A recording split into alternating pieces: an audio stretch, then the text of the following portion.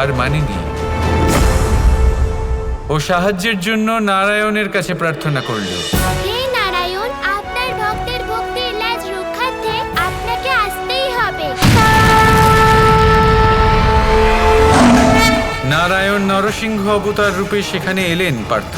উনি জানতেন যে হিরণ্যকশিপু হলেন প্রহ্লাদের পিতা।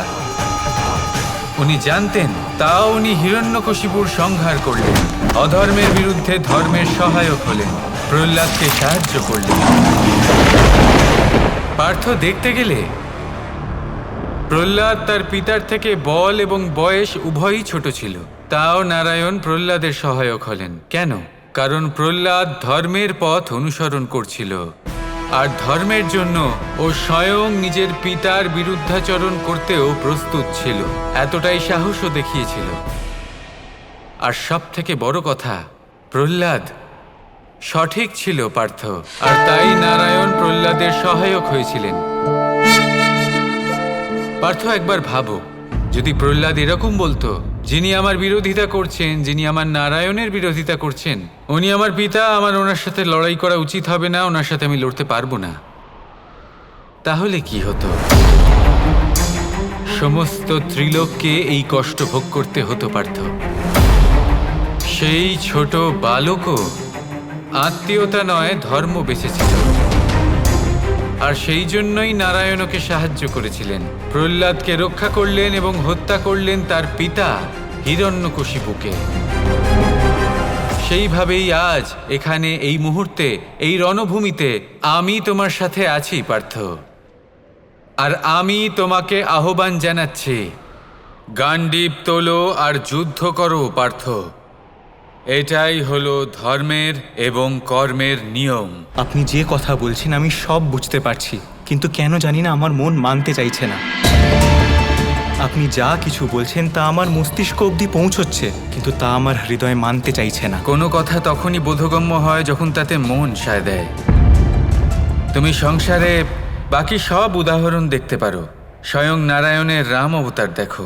ওনার জীবনে এমন অনেক প্রসঙ্গ এসেছে যেখানে উনি নিজের আপনজনদের একে অপরের বিরুদ্ধে দাঁড়াতে দেখেছেন, আর উনি সাথে থেকেছেন শুধুমাত্র ধর্মের পার্থ, কোনো বিশেষ ব্যক্তির নয়। বালি এবং সুগ্রীব, এই দুই ভাইয়ের উদাহরণ দেখো পার্থ।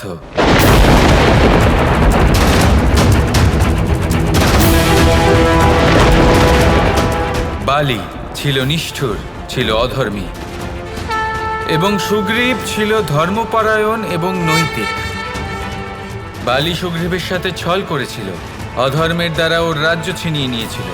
যখন ভগবান রাম এই কথা জানতে পারলেন, তখন উনি সুগ্রীবকে সাহায্য করেছিলেন। সুগ্রীব, তোমার মনে ধর্ম বাস করে, আর সেই জন্য তোমার ভাই বালির বিরুদ্ধে এই যুদ্ধে আমি তোমার সাথে থাকি।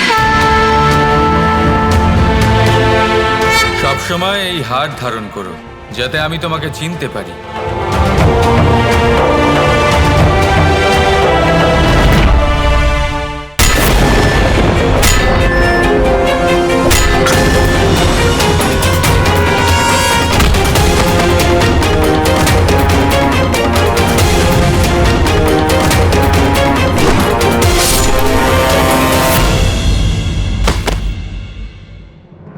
রাম বালিকে বধ করে সুগ্রীবকে আবার রাজা করলেন।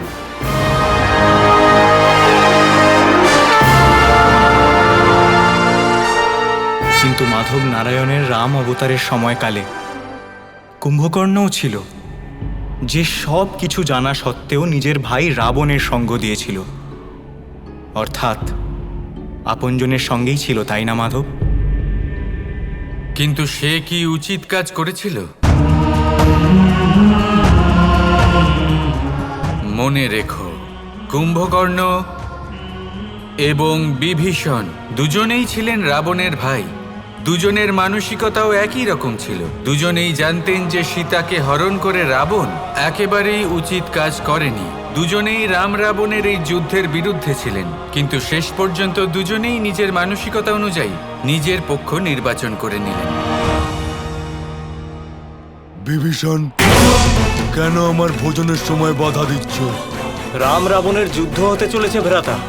আপনি জানেন যে ভ্রাতা রাবণ অন্যায় করছে, তাই আমি আপনার কাছে অনুরোধ করছি যে আপনি এই যুদ্ধে অংশগ্রহণ করবেন না, তাতে হয়তো এই যুদ্ধটা নাও হতে পারে। তোমার কথা তো আমি বুঝতে পারছি, কিন্তু আমি অসহায়। ভ্রাতা রাবণ দেবী সীতাকে হরণ করেছেন।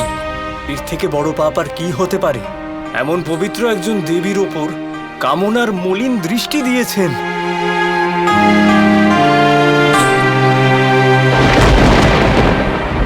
এখানে কথাটা উচিত আর অনুচিতের হচ্ছে না, কথা হচ্ছে দাদা রাবণকে আমার দেওয়া কথাটার পরিণাম যাই হোক না কেন, আমি ওনার তরফ থেকে লড়ব। রাবণই হবে আমার রাজা, আর রামকে বধ করাই আমার লক্ষ্য। শ্রীরাম, দয়া করে আমাকে আশ্রয় দিন। আমি ভ্রাতা রাবণের পক্ষে আর থাকতে পারবো না। আমি শুধু আপনার সঙ্গে থাকতে চাই, কারণ আপনি সঠিক। আমাকে আশ্রয় দিন প্রভু। আমার ভালো লাগলো বিভীষণ, তুমি আমার না হলেও সত্যের সাথে আছো। তোমার এই কাজের জন্য সংসার তোমাকে যুগ যুগ মনে রাখবে। আগামী সময়ে তোমাকে পূজনীয় মনে করা হবে। আর আজ তুমি ধর্মের সাথে থাকছো, আর তাই আমিও তোমার সাথেই থাকব। এবার তুমিই বলো অর্জুন, কুম্ভকর্ণকে অত কিছু বোঝানোর পরেও ও কি উচিত কাজ করলো? ও অনেক প্রাণীর বিনাশ করলো এবং শেষ পর্যন্ত নিজেও বধ হলো। আর অন্যদিকে ছিল বিভীষণ, যে ধর্মের পথ অনুসরণ করছিল, যে ধর্মের জন্য আপনজনকেও ত্যাগ করেছিল পার্থ। অতীতে এমন অনেকবার হয়েছে, আর তা আজও হচ্ছে। আপনজনরা একে অপরের সাথে যুদ্ধ করছেন। নিজের বিবেককে জাগ্রত করো পার্থ, আর দেখো তোমার সামনে কি হচ্ছে। নিজের পিতামহ ভীষ্মকে দেখো, গুরু দ্রোণকে দেখো। কোথাও না কোথাও এনারা মিথ্যে ধর্মের বন্ধনে আবদ্ধ। এনাদের দেখে এনাদের মধ্যে তুমি, বালি, হিরণ্যকশিপু, কুম্ভকর্ণের ছবি স্পষ্টভাবে দেখতে পাচ্ছ না? অধর্মের ছবি দেখতে পাচ্ছ না পার্থ? এনাদের মধ্যে কোনো পার্থক্য নেই। তুমি শুধুমাত্র একবার এদের আপনজনের দৃষ্টি দিয়ে না দেখে, প্রিয়জনের দৃষ্টি দিয়ে না দেখে, গুরুজনদের দৃষ্টি দিয়ে না দেখে, শুধু দেখো ধর্মের দৃষ্টিভঙ্গি দিয়ে।